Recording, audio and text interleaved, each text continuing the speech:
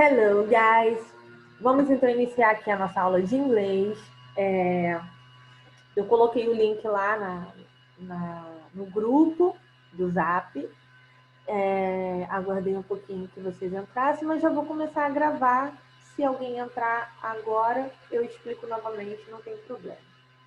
Caso ninguém apareça, eu vou disponibilizar a aula no portal. Mas, gente, lembrando que a presença de vocês é só contabilizada nas videoconferências, tá? Durante a nossa videoconferência aqui é que eu faço a chamada.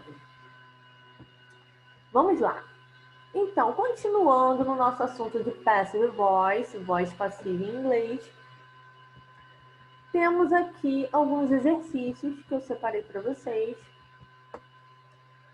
Como a gente já estudou esse conteúdo, a gente vai continuar trabalhando ele só que com os exercícios. Vamos lá. Primeiro exercício. Você tem aqui um quadrinho, ok? So, surprise, Garfield. I bought you another rubber mouse. Skip.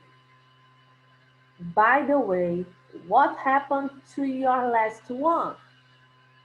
It was tragic. He was caught and eaten by a rubber cat. Né? Então, nesse texto, você tem aqui um humor, né? Referente a esse humor que consta na tirinha. Eu vou querer saber de vocês o que vocês entenderam primeiro, antes de explicar qual é o humor expresso aqui. Eu quero que vocês leiam e me digam o que vocês entenderam, tá? Mas nesse primeiro, in this first exercise, o que eu quero de vocês é que verifiquem, né, observem o exemplo acima e identifique o que é active e o que é passive voice. Você tem as frases em inglês que estão na voz ativa e tem a frase que está na voz passiva. Então, o que eu quero de vocês é que identifiquem nesse quadrinho, retirando, né, transcrevendo o exemplo que está na voz ativa e que está na voz passiva, ok? Dessa maneira, eu vou conseguir verificar se vocês entenderam a diferença entre o uso das duas. Exercise number 2. Né? As frases abaixo estão no active voice. Passe-as para passive voice e observe os verbos grifados.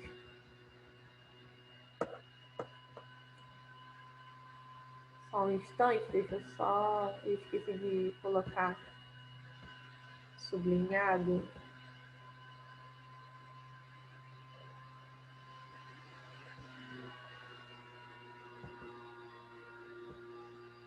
Aqui.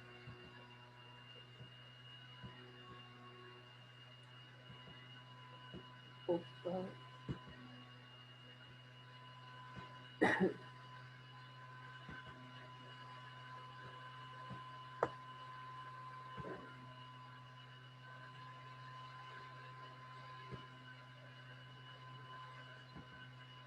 Então, você tem aqui as ações.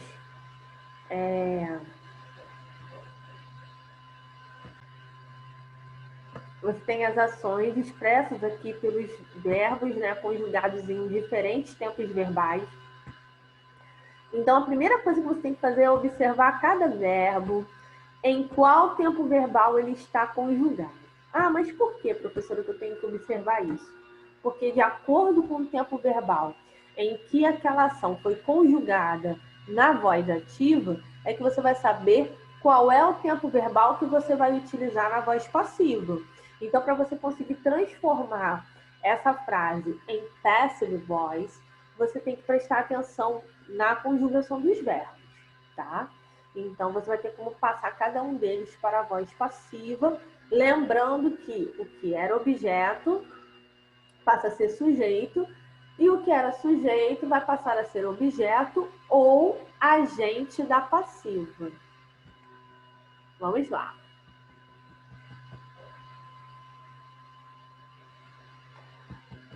O Outra coisa importante, gente, nessa folhinha de exercícios eu coloquei um pouco mais para vocês de texto, né?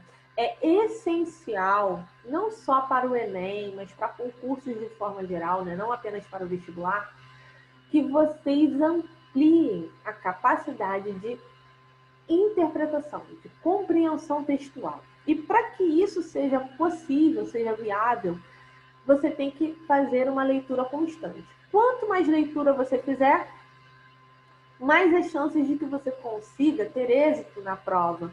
Porque a maioria das provas vem dessa forma, vem exigindo muita compreensão textual. Então a gente tem que ter essa prática, prática diária ou semanal de leitura de textos em inglês. Eu recomendo revistas como a Time, The New York Times, The Post, que são as que normalmente são utilizadas para textos no Enem, né, em vestibular da UERJ também. The Guardian é muito famoso, muito conhecido. A BBC também é muito utilizada nos textos de vestibular, tá? So, como isso é muito importante, vamos então ter essa prática como um hábito, tá? Leitura constante. Não só de textos, mas também de quadrinhos, charges, tá? Para poder ampliar o vocabulário de vocês e também, né, aperfeiçoar essa capacidade de compreensão dos textos. Esse texto aqui, The Power of Pictures, by Vic M. Então, tá assim. In February, the group took a photograph. Field trip to Haiti's La Visite National Park. A student rose up a lizard as her classmates snapped away. It says that a picture is worth 1,000 words. Conversation photographer Robin Moore believes this. He especially believes that the stories photographs can tell about the environment, can inspire people to care for the earth. Então, aqui nesse primeiro trecho, ele está falando o quê? Ele está falando que, às vezes, uma foto pode dizer mais que 1000 palavras. Uma foto, às vezes, pode dizer muito a respeito de conscientização, por exemplo, de incentivar, inspirar as pessoas a ter um cuidado maior com o planeta, com o meio ambiente. Um exemplo. Né? Ele está falando da capacidade que uma imagem tem de influenciar as pessoas a ter uma atitude positiva. It doesn't matter what language you speak or what culture you come from, because a photo can speak to everyone. Então aqui ele está falando também que uma foto pode atingir a qualquer pessoa, independente de onde você veio, de qual é o seu idioma nativo. Uma imagem pode ser compreendida por qualquer nação. Moore says, that's the idea behind Frame of Mind. Moore co-founded the organization last year with environmental educator Dina Del Vecchio and fellow nature photographer Neil Ever Osborne. The group is on a mission to help young people around the world connect with nature through photograph workshops. In August 2011, Frame of Mind hosted its very first workshop with 20 youth journalists in Jacmel, IT. The workshop was held in partnership with Conversation International and Penas Caribbean, with students was given a digital camera to use for the week and was taught how to use it. During this session, during this session, the kids learned about the local environment and how it relates to their lives. Ok? Então, nesse finalzinho aqui, eu vou deixar a interpretação para vocês. Quando chegar na próxima aula, vocês comparecendo aqui na live, eu vou checar se vocês conseguiram entender esse finalzinho aqui do texto. E a pergunta é: reconhecendo o potencial da fotografia como uma linguagem universal, a organização mencionada intenciona levar, letra A, as gerações mais jovens a reconhecerem diferentes línguas e culturas? Letra B, os jovens a compreender melhor a relação entre o meio ambiente e suas vidas? Letra C, os estudantes haitianos a conhecerem seus parques nacionais? Letra D, os jornalistas locais a buscarem parcerias com organizações não governamentais? Letra E, os alunos de jornalismo do Haiti a usarem câmeras digitais em pesquisa. Continuando. Bom, a nossa aula, ela deveria ter começado 12h30. Eu tive um probleminha técnico no computador, então eu abri aqui o link para vocês, já era 12h42.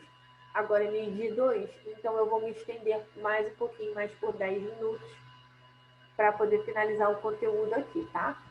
Vamos lá. Tá, Englishman in New York, né? O que é um Englishman? É um homem britânico, né? Um homem, pode ser um homem britânico, um homem inglês. Esse Englishman em New York, acredito que pode ser nesse sentido, mas pode ser também um nativo ali, ou um homem que tenha as características de um homem inglês. Vamos então entender isso.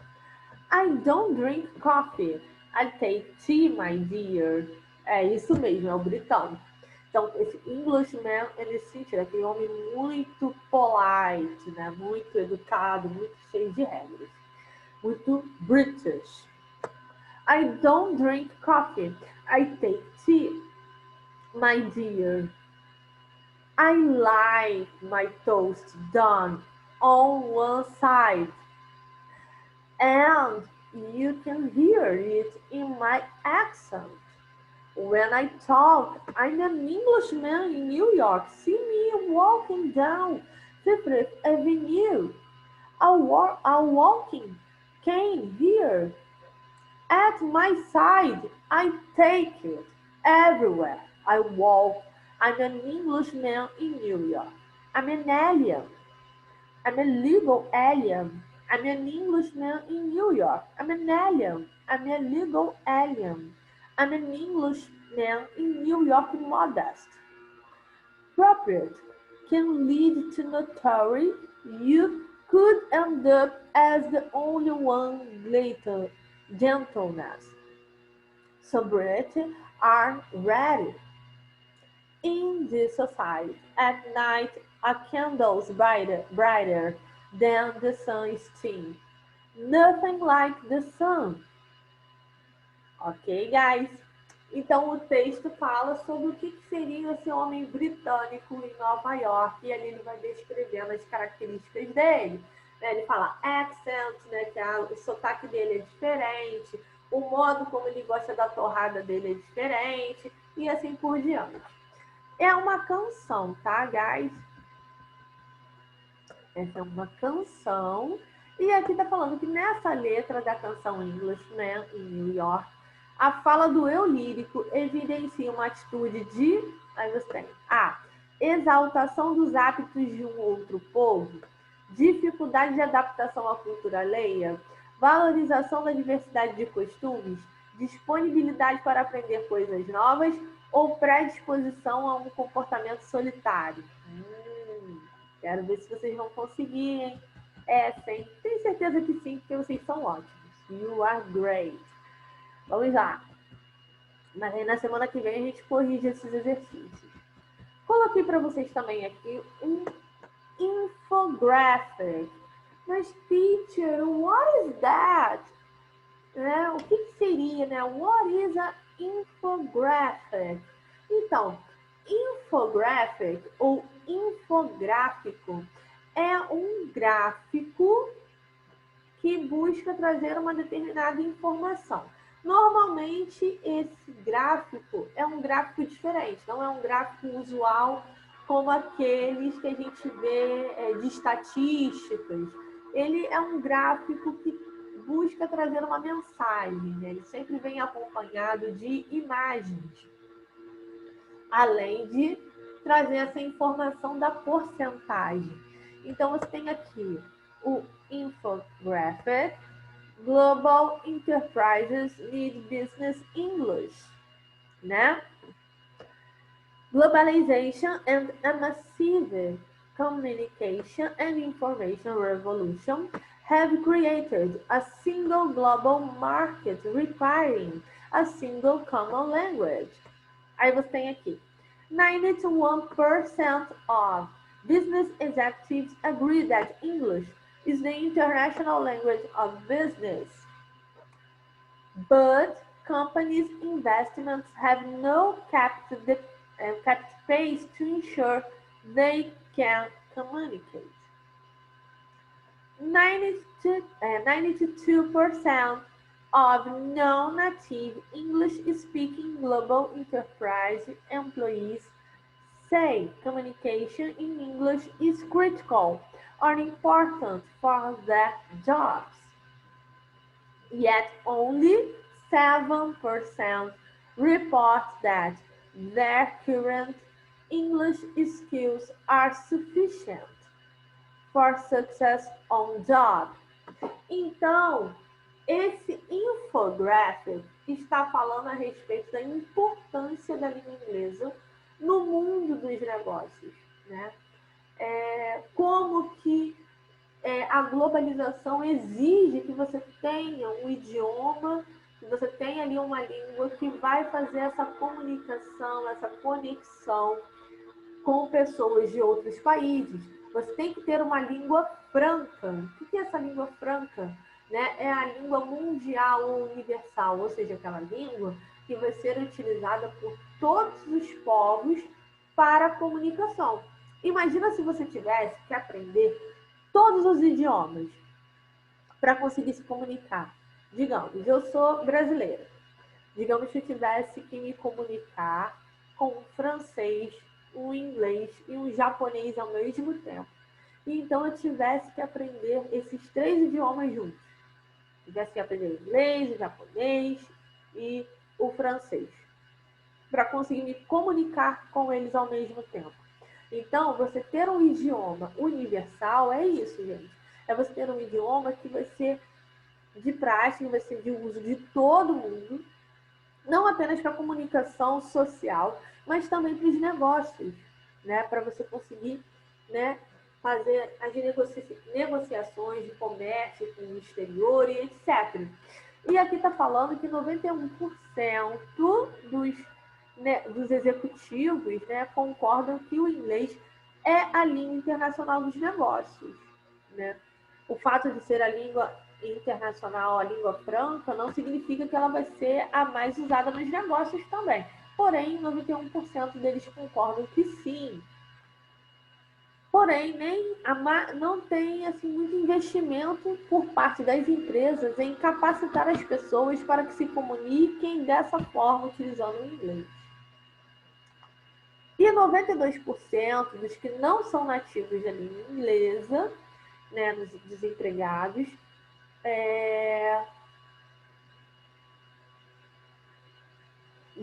consideram que é importante, sim, que o inglês seja utilizado no trabalho e que isso faz a diferença para eles no mercado de trabalho. Ter o inglês é um diferencial. E 7% dizem que current English skills are sufficient for success on the job. Então, eles acreditam que ter esse domínio da língua inglesa, né, de ter essa habilidade, é o suficiente para você ser bem-sucedido no local de trabalho. Não necessariamente, mas é um diferencial, é algo que acrescenta, é algo que faz com que você esteja à frente de outros que não têm esse idioma, né? Dependendo da área em que você for trabalhar, vai ser indispensável que você tenha língua estrangeira e, na maioria das vezes, eles dão preferência ao inglês. Sim, gente, isso é fato. Tá. E na pergunta vem o seguinte. O infográfico aborda a importância do inglês para os negócios. Nesse texto, as expressões but, yet e yet only evidenciam o quê? Vamos lá.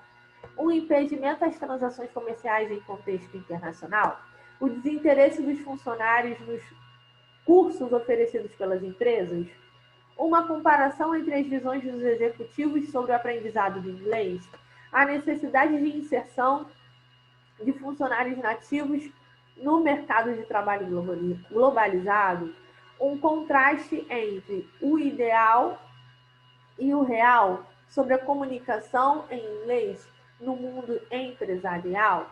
Então, guys, o que eu quero de vocês é o seguinte: leiam cada um desses textos, analisem esse infographic com cuidado, façam esses exercícios aqui do Passive Voice, tá? E na semana que vem eu libero a correção desse. Hoje eu vou liberar esse vídeo aqui com a gravação dessa aula, mais o vídeo de resolução de questões para vocês, tá? Como ninguém compareceu hoje, não deixem de acessar as informações lá no portal, tá bom? Finalizando aqui a nossa aula. See you, goodbye, good studies.